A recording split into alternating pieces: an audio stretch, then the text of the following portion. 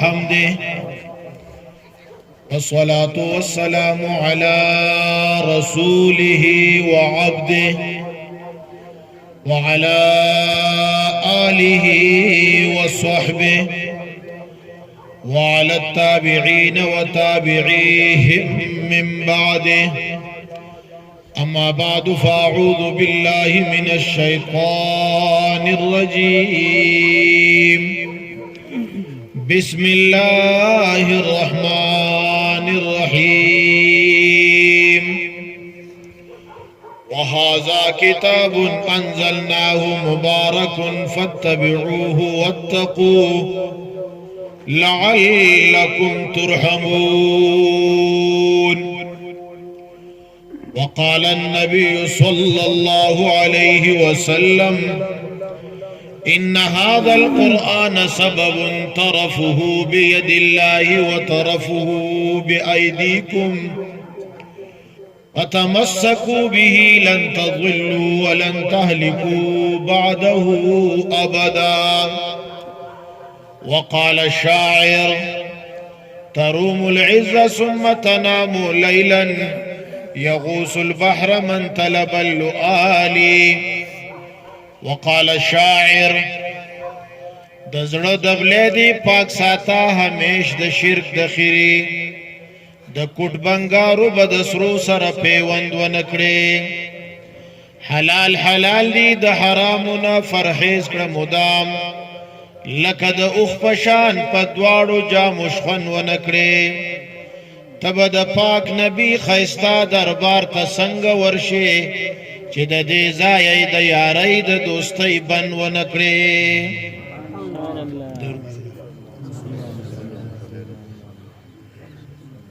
عزتمندو حاضرینو، ډېر د خیر په مجلس کې الله پاک موږ او تاسو ته د شرکت توفیق راکړی دی. دې باندې ټول د زړه نه الحمدلله ووایو. ټولو نه مخکې تاسو ټولو شرکاو ته او د ګردو نواح نه میلمنو ته او دغه قراو ته او د دې منتظمینو ته او برادر محترم قاری عبدالصبور صاحب ته مبارکباد پیش کوم چې تاسو د مبارکباد قابل یې چې په دې مصروف دور کې تاسو رالی او د الله کتاب ته ودرېدئ او د الله کتاب یې واورېدو. عزتمندو، دا د الله په ځان ډېر لوی احسان ګڼئ چې خدای خپل کتاب ته ودرولی. ځکه ډېر شی خلک په آیسیو کې پراته دي، هغه وایي 20 رکاته نه زه به 40 رکاته وکم، خو که د آیسیو د بېډ نه خدای روغ چوت کړم. او ډېر شی خلک په ارتوپیډک واډ کې پراته دي، د هغو خولې ته 3 او 4 خښتې اچولي دي، د هغو په ورنانو په پنډو باندې له پاسه پیچونه پیټ کړي دي او هغو ته یې کسان ودرولي دي چې د دوی خپه ونه ډقېږي. دغه د هسپتال مریض وایي که زه خدای ښه کړم نو زه به 20 رکاته نه، زه به د ورځې او د شپې 80 رکاته وکم، خو که د کټ نه پاڅېدم. ډېر شی خلک داسې دي چې هغه تراوی کول غواړي لیکن هغه په قید و بند کې بند دي، نو هغه تراوی نشي کولی. او بیا بعضې خلک داسې دي چې هغو ته هیڅ مسله هم نشته، خو خدای خپلې مخې ته نه ودرئ. تاسو د دغه ټولو مصائب او مشکلاتو نه الله وویستی او ځان ته یې ودرولی او خپل قرآن ته یې ودرولی، نو د خدای به په ځان باندې ډېر لوی احسان ګڼئ. او نن چې کور ته د دې مجلس نه کله لاړئ او په خپله بستره او په بالښت یو سر کېښه، نو د الله به د زړه د کومې نه شکر ادا کوي چې الله موږ بندګان خو چې د چا سره معمولي غوندې طبیعت خراب شي نو خپلې مخې ته یې نه راولو، خپل بیټک او دیرې او حجرې ته یې نه راولو. خدای موږ په دین او په رات کې ته څومره خفه کړی، د دغه ټولو خفګانونو باوجود تا بیا موږ خپل کتاب ته ودرولو. یقینا الله دا ستا په موږ باندې احسان. عزتمندو، د موسی علیه السلام دورو حضرت موسی علیه السلام د الله دیدار ته روانو. لاره کې ورته یو نوجوان میلاو شو، وی موسی ته چې کله د الله دیدار ته لاړ شي نو ته به رب ذوالجلال ته زما یو درخواست پیش کړي چې زه ډېر ناکار او بدبخته نوجوان یم، ما چرته د نیکۍ کار کړی نه دی، ما چرته د خیر په پړوۍ باندې خپه ایښودې نه ده چې ماله به الله پاک کله او څنګه سزا راکوي. نوجوان خو ګناهونه یې ډېر کړي. محترمو نوجوانان په 2 قسمه دي. یو هغه نوجوانی چې د سترګې د حیا نه ډکی د خوله د حیا نه ډکی د گفتار او رفتار د حیا نه ډکی د دیندار نوجوان دی د پلار ته بابا او یو مور ته ابي وي د سپینګری قدر کوي د جمعه او د قران قدر کوي د موز کوي او د تلاوت کوي د روزه نیسي او د ذکر کوي د مسلمانانو نوجوانی د سپاهی محمدی د سپاهی د قرآنی نو دا نیک نوجوان د مسلمانانو حدیث مبارک کی راځي چې کله د قیامت ورځ قائم شي د زمکه نو دا ټول غونډي او ونی او هر څه ختم شي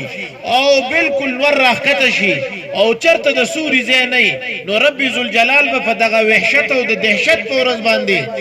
دغه چغو د حسرت په ورځ باندې په دغه یوم الاخرت باندې سکسان د خپل عرش د سوري لاندې ودرې پاږي کې به یو هغه نوجوانی چې په ځوانۍ کې د خدای نه یریدل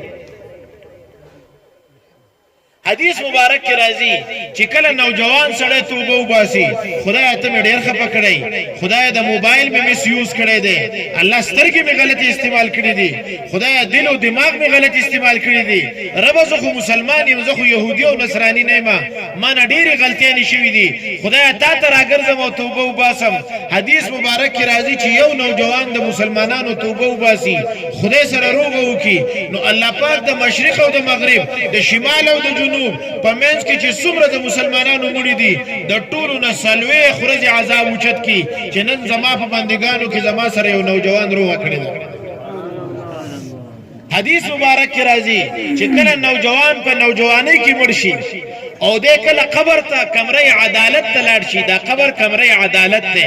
دین سلور طرف ته د خاوري دیوال ده دی باندې لپاسه غټي غټي غټي دي الته کې نه الله د نسب تفوس کوي چې تمیای کوم ملای کې پښتني نه الله د پراپرټي تفوس کوي چې ستا پراپرټي څومره وا نه رب ذوالجلال د گاډي تفوس کوي چې ستا سره ټیکس او ټیزډو نه الله پاک د ګریډ تفوس کوي چې ته 17 وی کې 18 وی نه الله دا تفوس کوي چې ته جابلیس یو کنه په جاب باندې وي الله دا تفوس نه کوي فرشتو ته وي د عمل نامه کولاو کوي دا کمره عدالت ته زبو سره خپل اډیټ شروع کوما د عمل نامه وګوري چې د مال راوړي سدي نو چې دغه نیک نوجوان چې د ځواني د خدای د حکم لاندې تیر کړی او د کله دغه کمره عدالت ته لاړ شي چالتي سره مور نه خور نه رور نه نسب نه عہده نه بل څه نه نو الله تبارک وتعالى د طرف نه بده بسي نمائندگان او سفیران راشي د یو نه منکر نوم دی او د یو نه نکیر نوم دی نو هغه د نوجوان ته وي مر ربک نو د اسمان نو ته رب ذوالجلال आवाज کی زما دا بنده پرې دی دا مسلمانو نوجوانو نیکو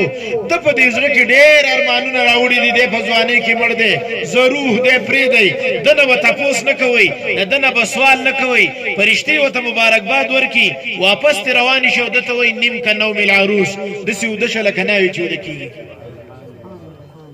حدیث مبارک کی راضی کله کله خدای خپشي وجدي خلق ډیر ناراضه کړم نو الله د عذاب اراده وکي خو په دې قوم کې الله وی سلور قسم مخلوق ته حدیث کې راځي چې کله دغه ته الله وګوري نو هغه راغله عذاب واپس کی یو هغه بوډاګان چې دا غو ګری سپینې دي او د ډيري بوډاوالي د وجنه املاکه شوی ده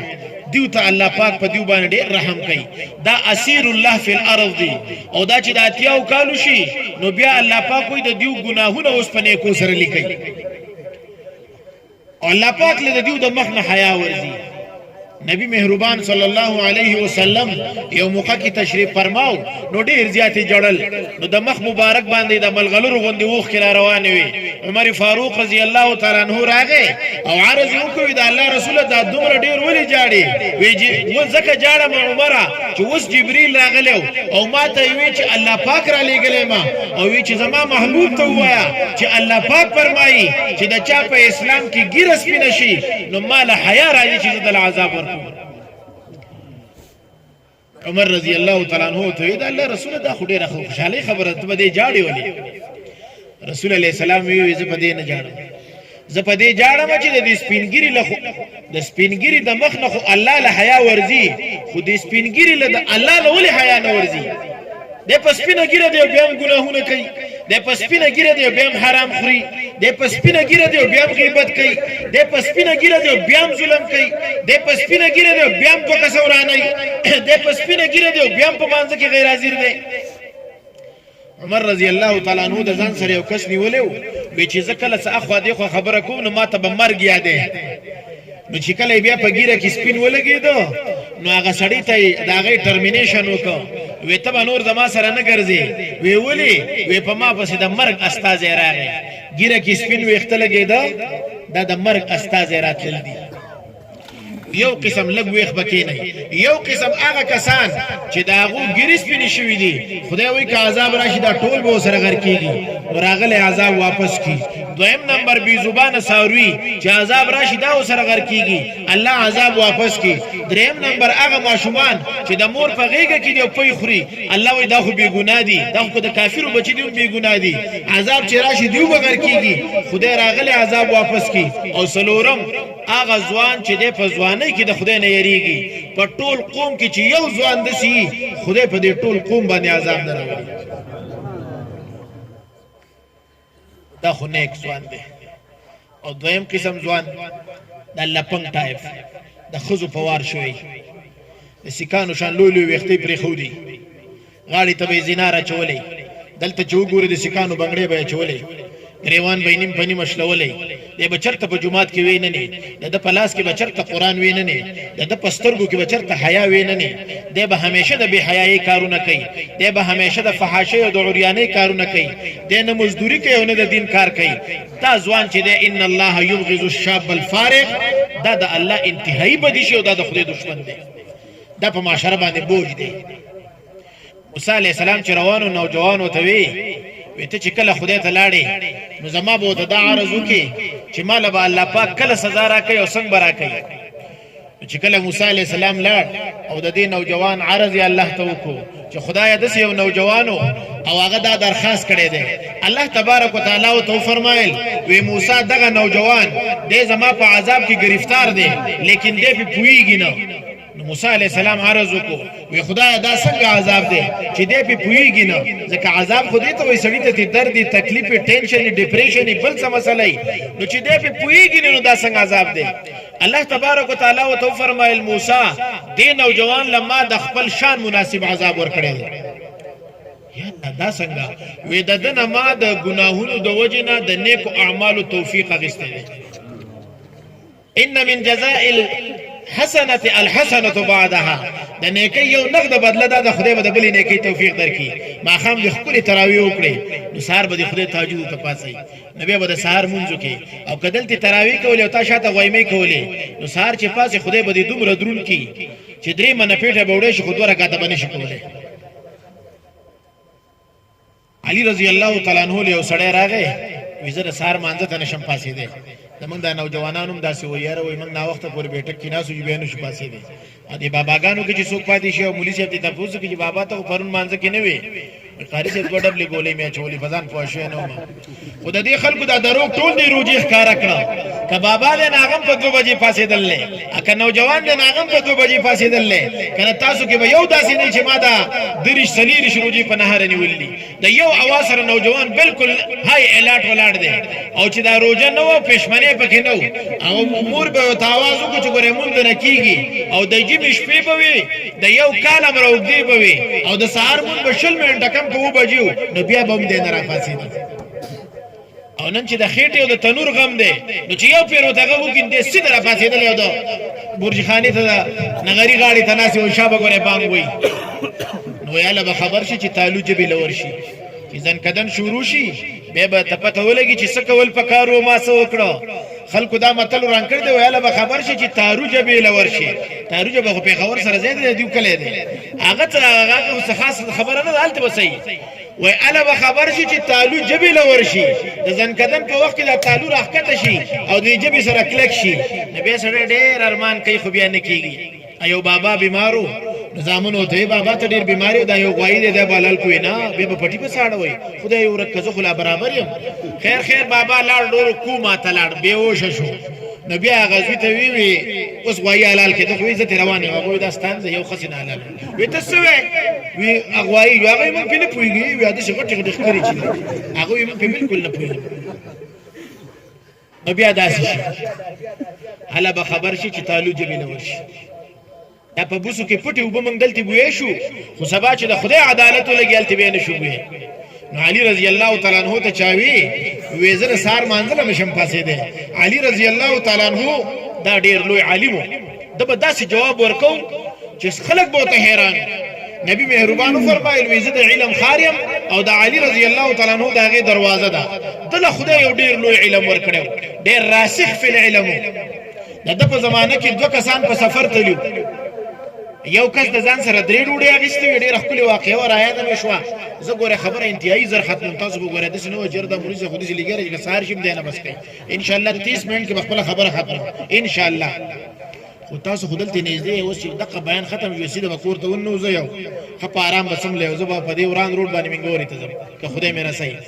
استاسو نه زما ډېر دغه دی بل ما چې نن څومره تکلیف تېر کړی دی بېګا د شپې مې خوب نه دی شوی والد صاحب انتهایي سیریس بیمار دی علي رضی الله تعالی عنہ دورو نو یو دوه کسان روان تاسو د نوجوانو ته غوږ کېږدئ دا میتھمیټکس ته هغه ایجاد کړی دی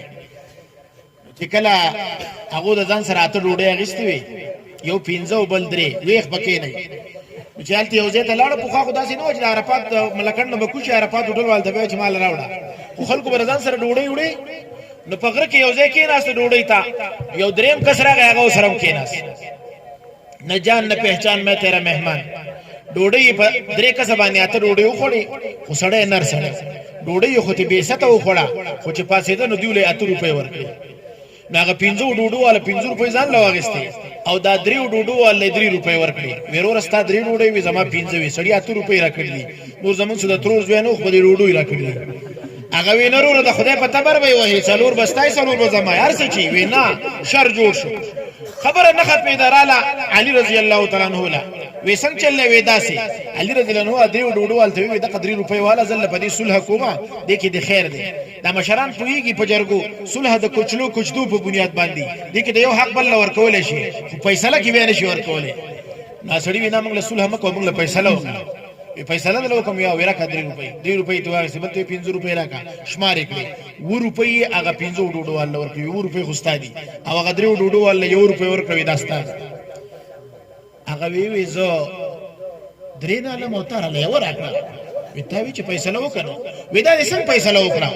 وی دا مې داسې فیصله وکړه چې ستا 3 ډوډۍ وي یوه ډوډۍ چې 3 ځای کې نو 3 ډوډۍ چې 3 ځای کې نو 3 تیا 9 پخوانۍ سادهی پاړۍ داسې وي نو 3 تیا 9 نو دا 9 ټوکړې شوې د هغه سره 15 ډوډۍ وي هره ډوډۍ چې 3 ځای کې نو 3 5 15 نو دا 9 د 15 سره جمع کړو 24 شوې او دا 24 په 3 تقسیم کړو 8 8 ټوکړې شي 3 8 24 تاسو کسان 3 وای هر یو کس اته اته ټوکړې خوړل دي نو ستا خو 9 ټوکړې وي اته خو تا خوړل یو میل مته پاتې شو دا هغه 15 سونه اته هغه خوړل دي و میل مته پاتې شو دي وی دا لارونی سو سیده دی کوته ځه سړی سیده روان شو د عمر رضی الله تعالی عنہ دور کې غلا وشوه نو په غلو باندې قرائن موجودو خو شواهد پې نه او حدود همیشه په شواهدو باندې کېږي په قرائنو نه کېږي عمر رضی الله عنه ډېر خفه وي دې کسانو غلا کړې ده خو دوی اقرار هم نه کوي موږ سره ګواهان هم نشته علي رضی الله عنه وایي ماته پرېږده وی ته وی او زه به معلوم کړم علما خو علما یې کنه امام ابو حنیفه رحمه الله له یو کس راغلی وی جی بېګاره که راغلی او زمانه هر څه وړ دي خو ما ته وی چې که موږ د چا ته وښو چې غلا دې وکړې ده نو په تا به ښځه طلاقه وي چې ووایه وی ما ویل دي وی اوس څه وکړم امام صاحبي مولیان دي خدای لري ښځه به دې هم طلاقه نه شي غله به دله هم معلوم کړم وی دا څنګه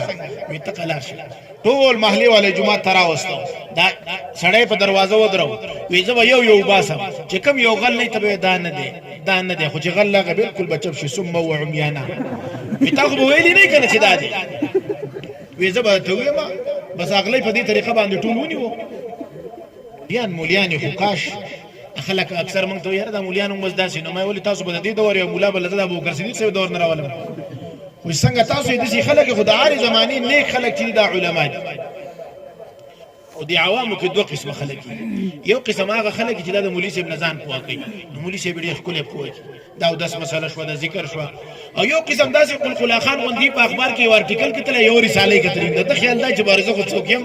نور د دعای قنوت تپوسو کدله نه ورځي د جنازې فرض تپوسو کدله نه ورځي د تیمم طریقه تپوسو قرآن دله ورځي کدله ورځي دنه تپوسو کوی سورت نور په قرآن کې په کومه سپاره کې دی دله نه ورځي د یو ارټیکل کتل یو رساله کتل نو بس دی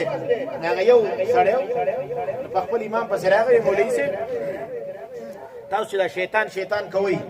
نو زه خو د کراچۍ نه د ګلګي ته پورې لاړم خو ما خو چېرته شیطان ونه دي دا شیطان کوم ځای کې دی هغه وی ګرځه پسې ما هیڅ نه والا هغې کې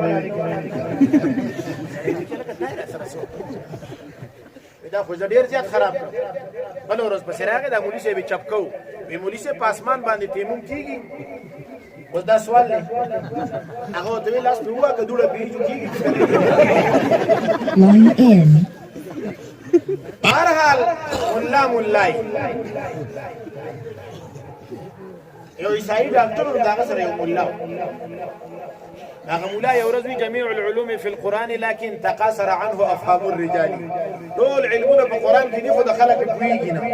هغه عیسائی ډاکټر ډېر خفه شو ځکه هغه کافر و کنه وایي ما ته په قرآن کې ټول علمونه کوم دي دا خو زموږ د دنیا شی دي فزیکس دی کیمسټري ده بیولوژي ده باټني ده بل شی دی علمونه دا په قرآن کې کوم دي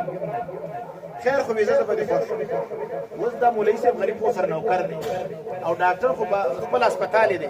بل اوس په میټرنټي هوم کې د زنانو بچي وشو 2 زنانه د یوې لور وشو د یوې زوی اوس دا پته نه لګېده چې دا زوی د کومې وې دی او دا لور خبره اختلافي شوه ډاکټر صاحب ته وي داسې مسله راغلی مولا راولې مولا خو د سختې ځای زموږ قسمت دا دی چې خیرات په کلي کې څوک وکړي نور خلکو له هسې ورکوي چې موږ لاړ شو تاسو ختم وکړئ بیا غلط تیار خدای قدرت دی موږ له موږ ته زموږ قسمت داسې نور خلک به که په جنازه کې نه نو خیر دی خو که مولي صاحب نه نو بیا د اوو ځمکو نه لاندې کوي که نور خلک د اختر په مانځه کې نه خیر دی خو که مولي صاحب نه د اختر ورځې ته پوره او دی نشته زموږ قسمت داسې دی خو یې به موږ په دې خوشحاله مولي صاحب یې راوست تا خو وایي چې هر څه په قرآن کې دي اوس راته ووایه که نه چې دا لور د کومې وې ده او دا زوی مولي صاحب ورته ویل داسې کار وکړئ چې د دواړو زنانو نه جدا جدا پی حاصل کړئ او بار یې راوړئ یو لوښ کې پی ډېر یو کې کم مولوي صاحب دا کم لوښ کې چې پی ډېر دي دا د هلک مور ده او چې دی کم کې کم دي دا د جینۍ مور ده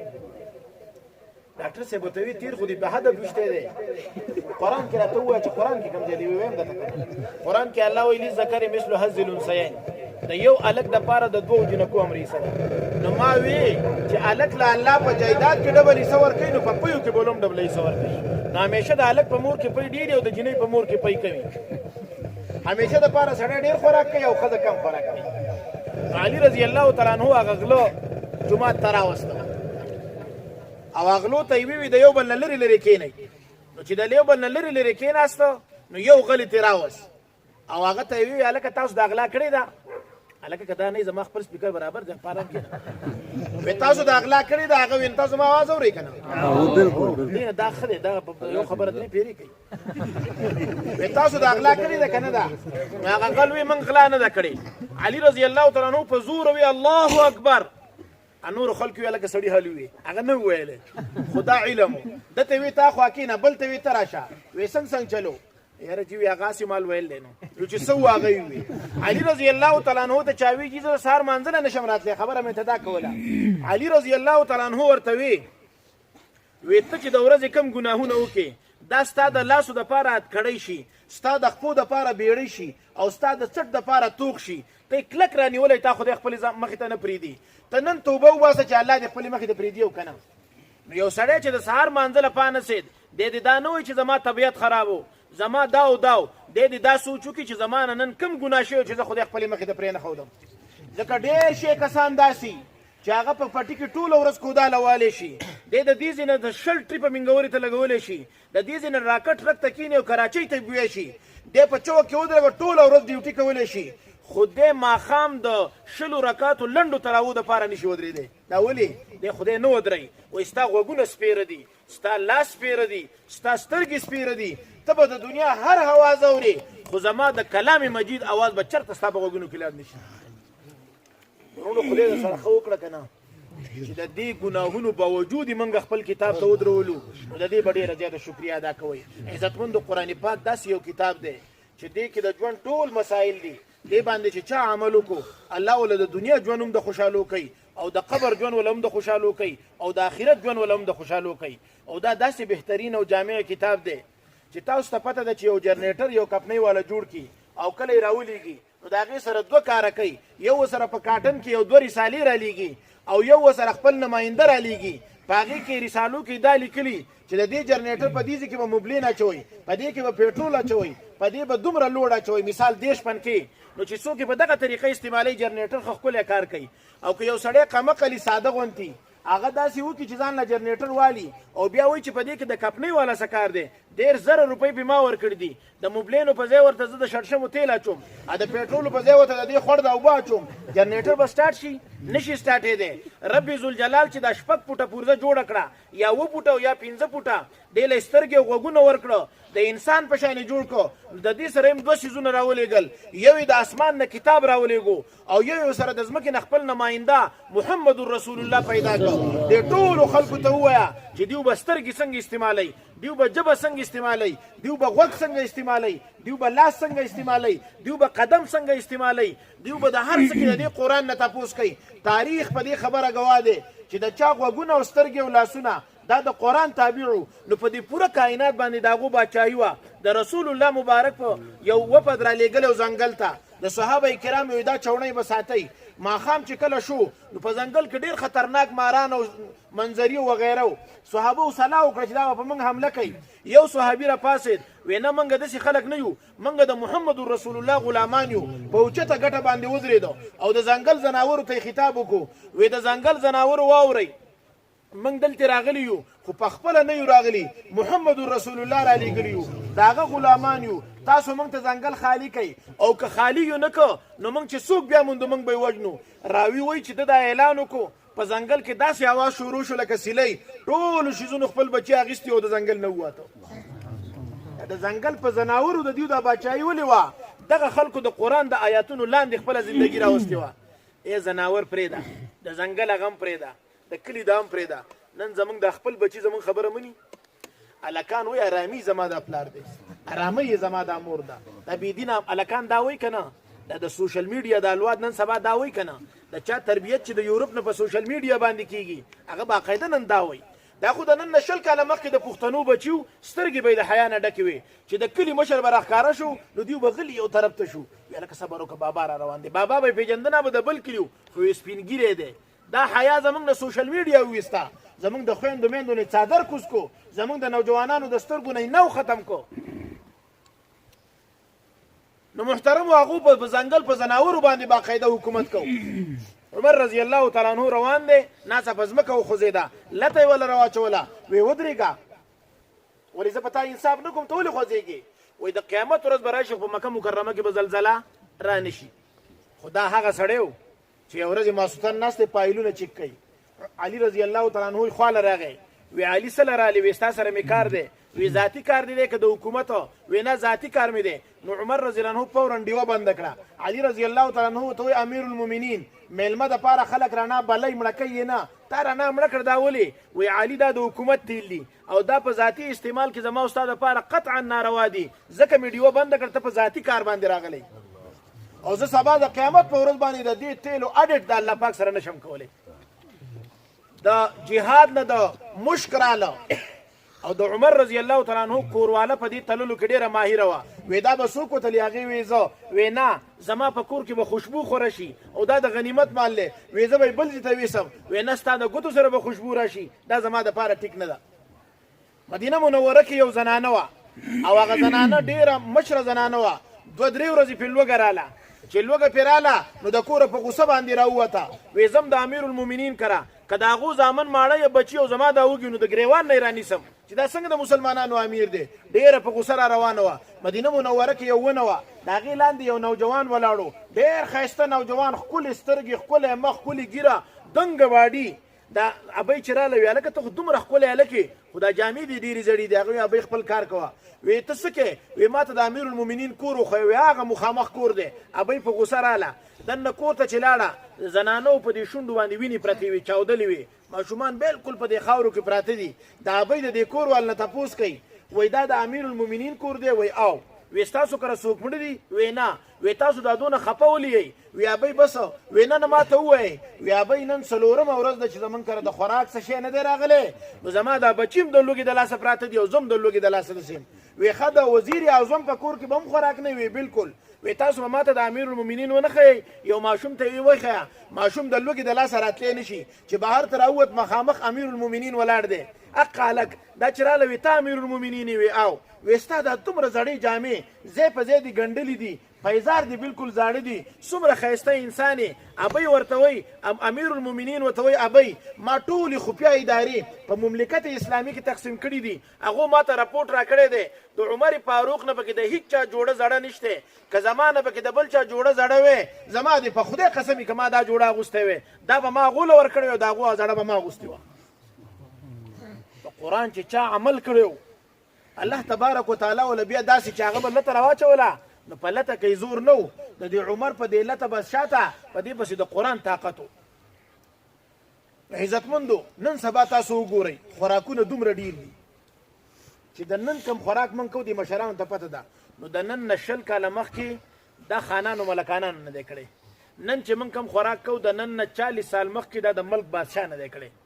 ځکه زمونږ د غریب سړي کره دومره خوراکونه پراته وي چې څوک یې ختمولی نه شي دا فروټ به د نن نه 15 کاله مخکې چېرته خاصو خلکو خوړه اوس یې خدای هر یو سړي له ورکوي چې د روډ په غاړه ځي نو یو غر به پروت وي ته به یې دا چې د ډېرۍ ده چې وګورې به هندوانې پرتې دونه شی خدای ډېر کړی دی هر سړي ځان له ماښام ګاډۍ چلی خو ماښام هندوانه اخېستې ده په الله یقین وکړه که دا 10 کاله مخکې چا خوړی شوه دا نه شوه خوړی دا نعمتونه اوس خدای ډېر کړي دي